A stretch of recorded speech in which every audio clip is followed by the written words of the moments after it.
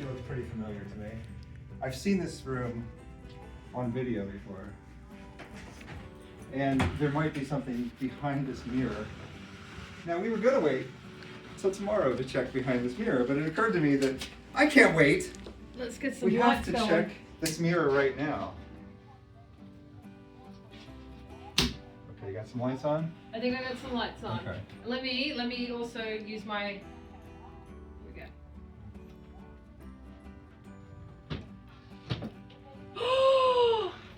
Oh yeah. Jack Kerouac.